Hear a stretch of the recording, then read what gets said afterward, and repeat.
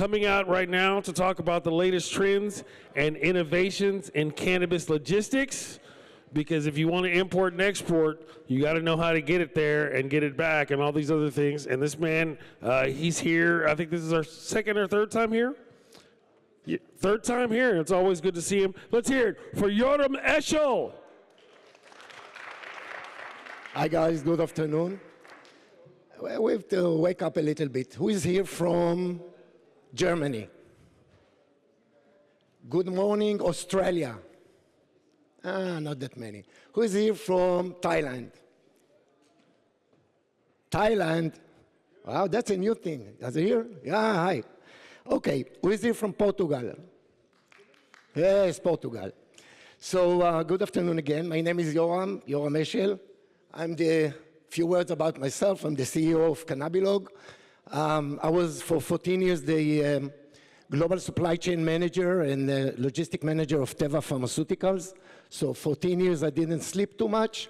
And the other thing is I'm coming from the pharma world. Then 6 years ago I retired from Teva and decided to get into this industry because you know that logistics for cannabis industry is a big thing. Okay, and today we're going to talk a little bit about logistics. And today, instead of just teaching you how to do it, I think my presentation is all about what we learned thus far and what we can expect in the new year, in the years to come. So our company we're working in many countries. We have a lot of experience, import and export to and from a lot of countries. This is what we do: regulatory compliant, quality assurance, expertise, because if you don't know how to do the logistics, you probably go to fail. Security, on-time delivery, and global. Well, we like to call ourselves a global company, but it's not really global. It's what I call glo-legal, right? We're acting in all those countries which are legal, and we'll talk about what is legal and what is not legal in a few minutes. So this is about our company. So what we're going to do today is to learn a little bit what we should expect in the next year to come. We know how it works today, but what should we expect to the future? What we learned during 2024, what I want to share with you as lesson learned and some points to take away home and to learn from others. Logistics challenges and solutions, enhancing the efficiency, quality, and cost. We'll talk about the cost, how to maybe save some cost and cost reduction ways, and do and don'ts. So let's start with what should we expect in the next years to come. So there is a presentation that claims that we're going to face about 23 growth in the next seven years to come. There's another presentation that talks about 14%, same numbers, and another one that talks about 7%. What you can learn from this slide is that any number can work, okay? There's no one way to look at numbers and to understand where we are growing. But we are growing, and definitely we are growing in many areas of the world. Where we are going to grow? North America, Europe, Asia Pacific, South America, and Middle East and Africa. All those areas are presenting huge challenges for the cannabis industry. If you want to talk about Middle East and Africa, import and export of cannabis products, good luck. If you want to talk about South America, we have a lot of exports out of South America, very little import just to specific countries. So when you look at logistics size on this table, you should say to yourself that we will need very reliable logistics solutions. Otherwise, we will not meet this growth. So it's not just about growing cannabis products. It's not just about production. It's about getting to the right markets or getting the right APIs. So what did we see during 2024? Ever-changing regulations, okay? Every country that you are operating in changed the regulations. Whether the written regulations or whether the unwritten regulations, it's changing all the time. Look at Germany, look at Australia, look at Israel. A lot of changes. You have to be aware to those changes in the regulations. It's becoming harder and harder to meet planning timelines. You plan, you will saying that you will ship in a certain date, and then many times it will not happen. Whether delays in licenses, delays in audits, delays in phytosanitary inspections, always leave yourself some room to change your timeline. Timeline is hard to meet and harder to meet from time to time. Quality irregularities. We see a lot of temperature excursions, not necessarily with us. We hear about shipments that were left 6 hours in the sun, 37 degrees. Has to be distracted. So temperature issues are issues, and I'm talking to my friends in Canada. The Canadian usually ship within Canada non-temperature control. When it comes to international, you have to ship temperature control all the way through. And this is something that you need to change in your mind. So temperature excursions is a big issue, and I'll talk about it a little bit further. Lack of available flights, airlines, and so on. Not all airlines are carrying cannabis. And sometimes those airlines that you think that, or they carried cannabis in the past, stopped doing that or started to doing that. A lot of issues around airlines. And by the way, they're even taking advantage and they raise the cost when it comes to cannabis. So be aware to that. Not every airline is doing it. Routes, unexpected delays, and so on. We see more and more customs inspections and police inspections and border inspections. Fortunately, I'm happy about it because just in the last 2 months, we had several shipments that were inspected and we passed it, which means that we're doing something right. So whenever you have an authority inspection and you pass it, it's good news. But the news, or I don't want to say the bad news, is that we have more and more of it, especially in Europe. So be aware that you can be inspected. Make sure that you're doing everything right. Lack of applicable required documents, we'll talk about it later. So this is what I'm going to cover. A little bit about regulations, some issues about quality, some issues about execution, and we will discuss the cost elements when it comes to cannabis logistics. Regulations. That's one map of the world. You can see legal status of cannabis. That's another map. And that's another map. I can bring in hundreds of maps. It's the message here is not the map. The fact that it changes all the time, even within the US. Okay, so this is the picture of the world. Let's talk Europe. That's one map. And that's another map. And that's another map. Someone want to raise his hand and tell me what is legal, what is not legal, what is CBD, THC, which countries are accepting it, which countries are not. This is the matter that maybe we consume most of our time of, to understand what are the regulations. So they're changing all the time. More countries are joining the party, but you have to understand, because always, always in cannabis logistics, the regulations on the exporting country and the importing country are different. So you have to make sure that you know both. I bought this slide for my friends from Thailand. Okay, everybody's talking now about Thailand as a resource for flowers. They have great genetics, they have good cultivation. The regulations are very unclear, not to say very, very, well, I would say unclear, okay? In a certain point, export was legal, then it became non-legal, now it's kind of yes and no. And we are doing shipments out, we are doing export out of Thailand, but not everybody can do it. You have to do it in the Thai way. So be aware that export out of Thailand is available, but it's a little bit of a gray area in terms of regulations. And again, you don't have to read everything. It's just about to understand. And I think it will change shortly.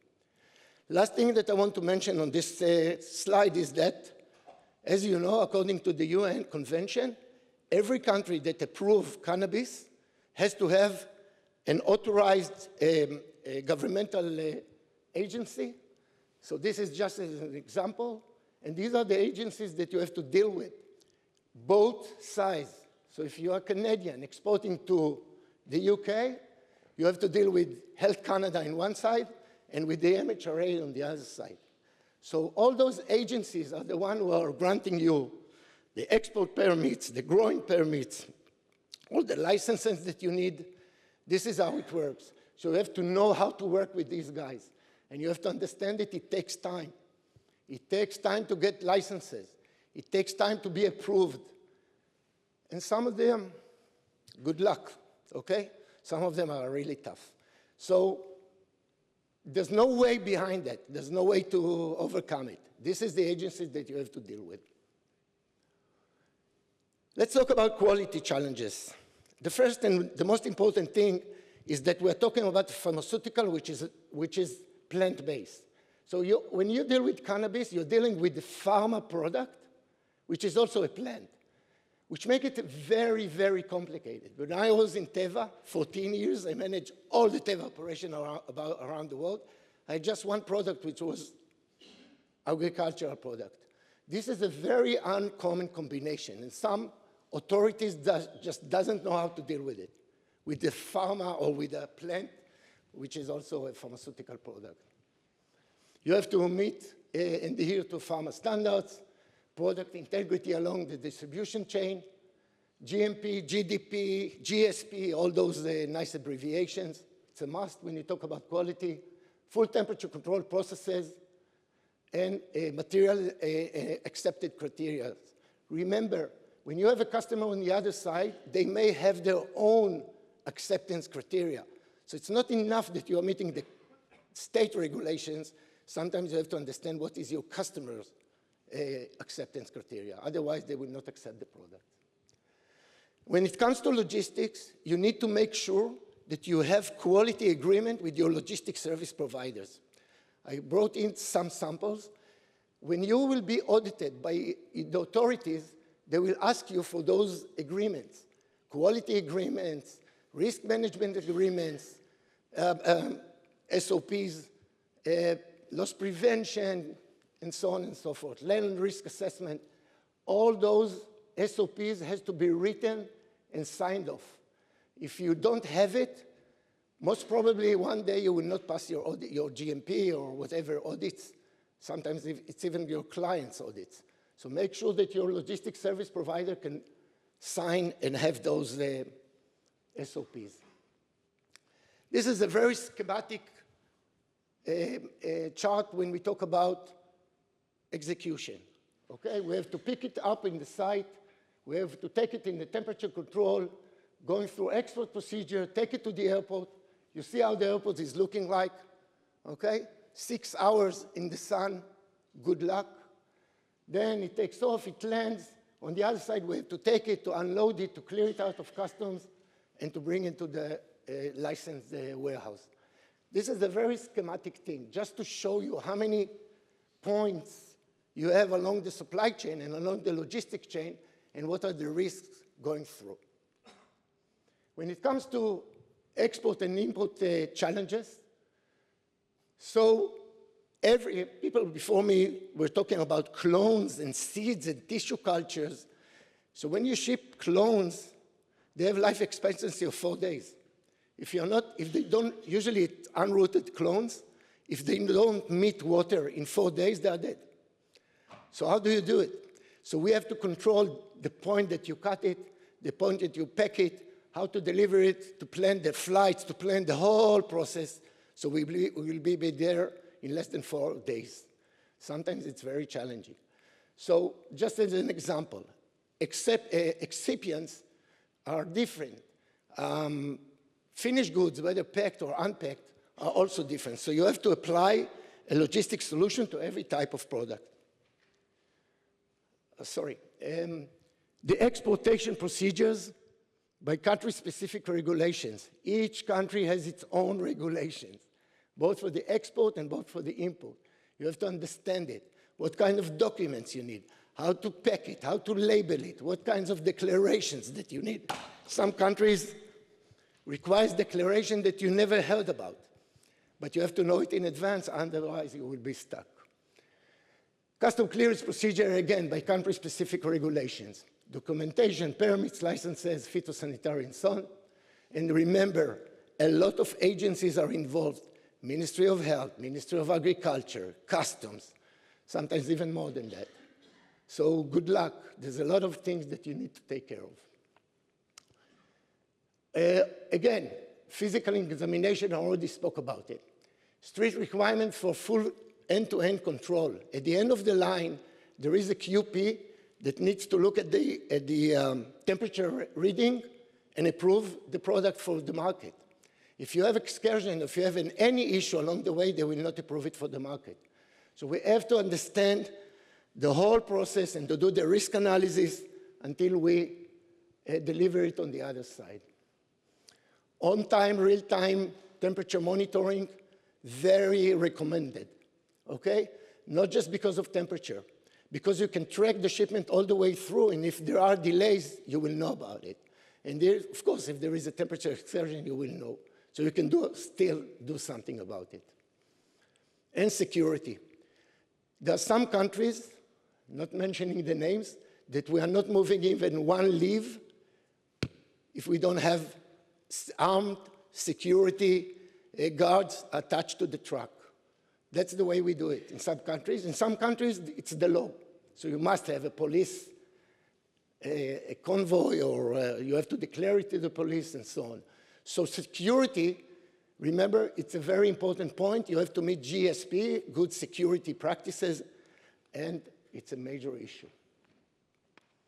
When it comes to air freight, and this is some examples, so first of all, very limited. Not every airline will carry cannabis, already said that. High cost, airline delay. Before we can load, before we can book a shipment in an airline, they have a procedure that's called OK to forward. You have to apply, you have to show them all the licenses, and they have to approve it. Before they approve, they will not accept the booking.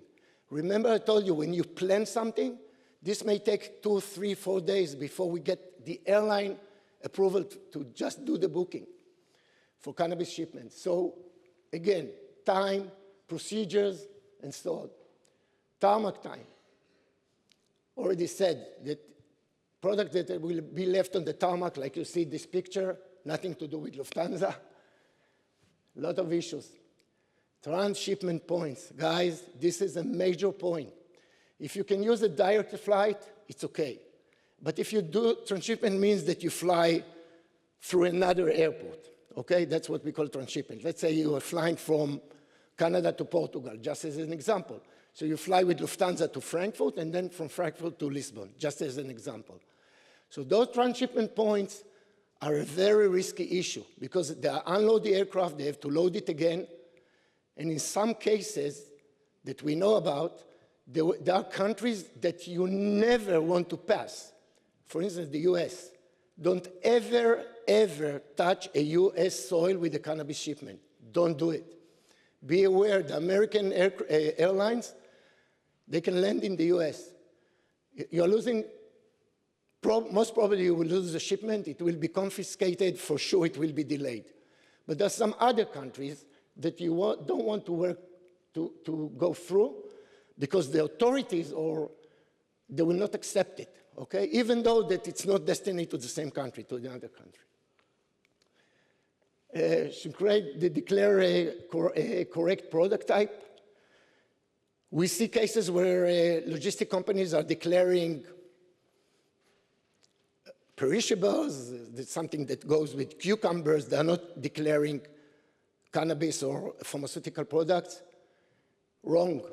Be aware of it. First of all, you will have issues with your insurance, and second, it's illegal to do.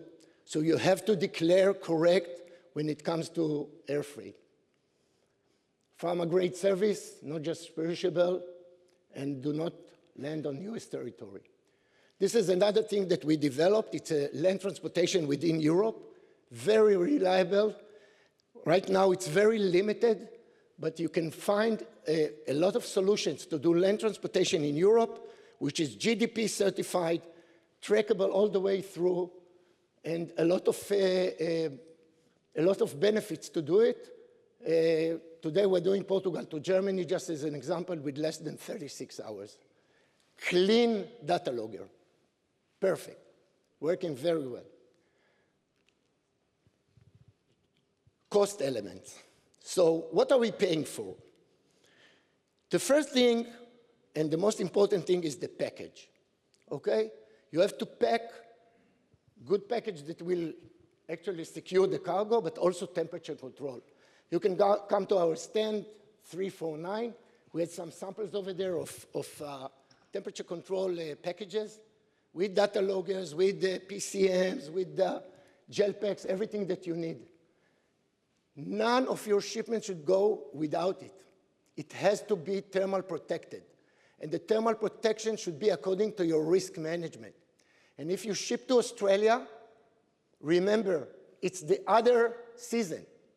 Okay, winter in Europe, it's summer in Australia. So you have to understand the risk on both sides. Okay?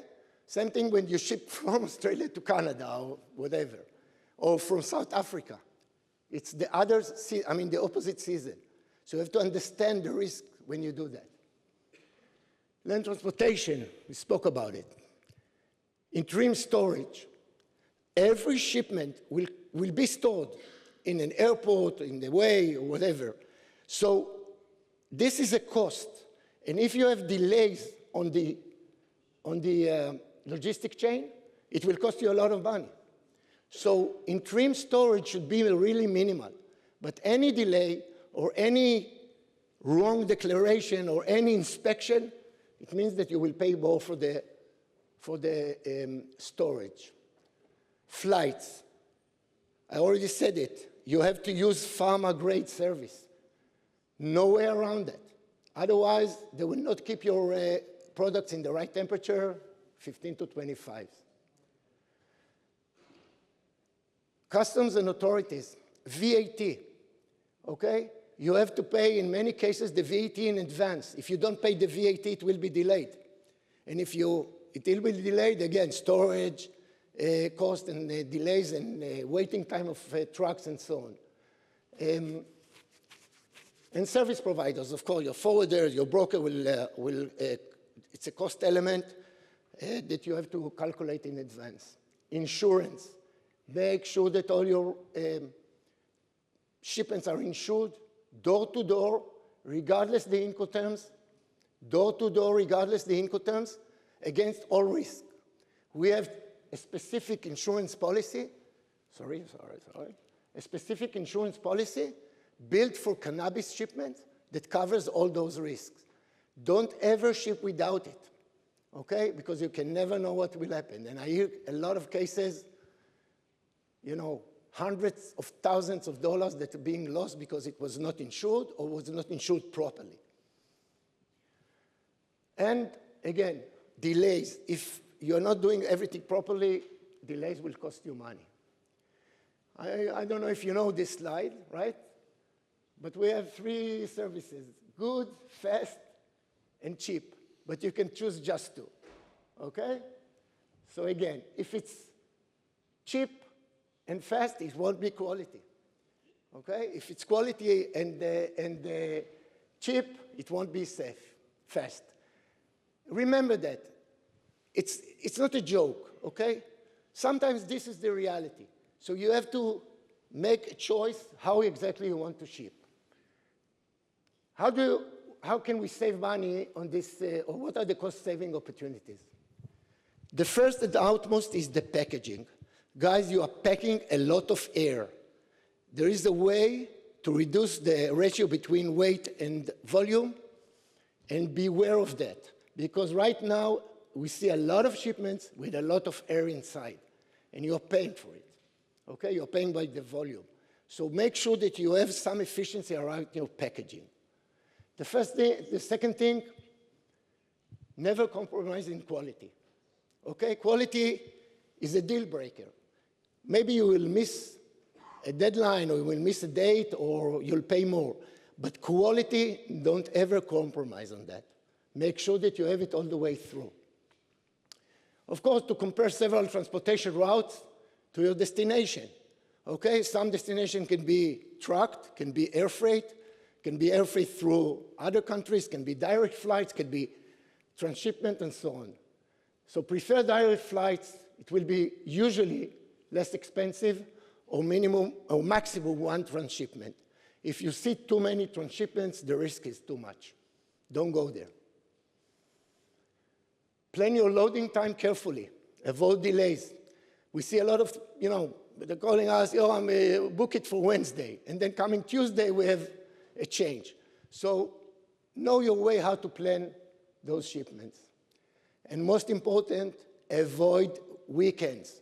Don't land on a weekend. Don't land on a Friday, because then you will pay 3 days extra storage for nothing. So plan it. So you either ship it on Monday or Tuesday, or ship it on Saturday, so you arrive on Sunday or Monday. But don't arrive on a Friday. Other cost-saving opportunities, don't compromise on samples and lab tests. A lot of people will say, it's just 200-300 grams, ship it, nothing to worry about. No. Samples and lab tests are very important. Never compromise on quality on that. Make sure, because otherwise the results will be influenced by the logistics. This is a very important point. A lot of cases that we see, people are waiting until more or less the last moment to ship because the permits will expire. This means cost, because now you have to rush, and you have to find a fast solution, and you pay more than that. Take time, go back, make sure that you still have enough time with your permits. Original documents, and most important, make sure that you have all-in quotes in advance with no surprises, okay? That's a very important point from your logistics service providers. I'll finish with some do and don'ts. So import and export regulations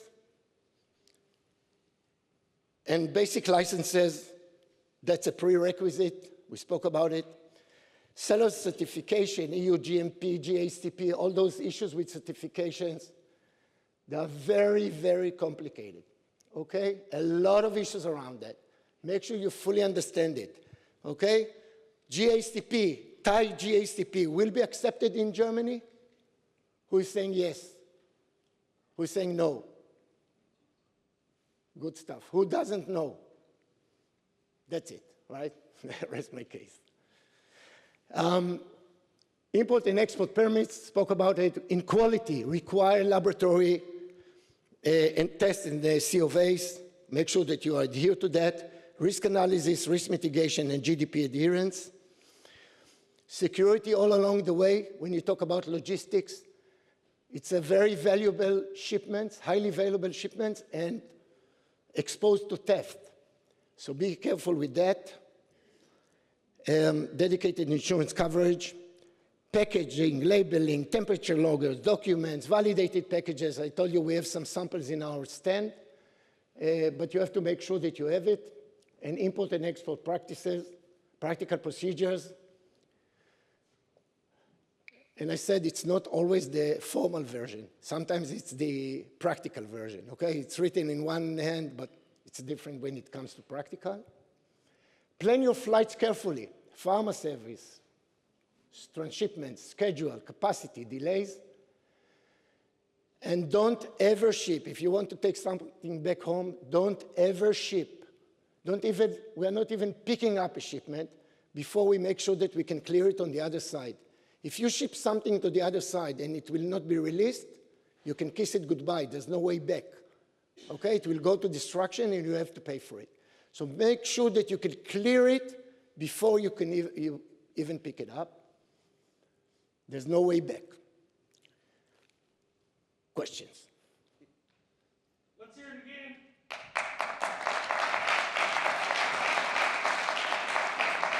Thank you very much. We have about 35 seconds left if anyone has a question. Does anyone have a question? So if you do, we are at stand 349, and you're welcome. Fantastic. Thank you one more time from Yoram Eshel. Thanks again. Fantastic. This is the International Cannabis Business Conference 2025, Berlin.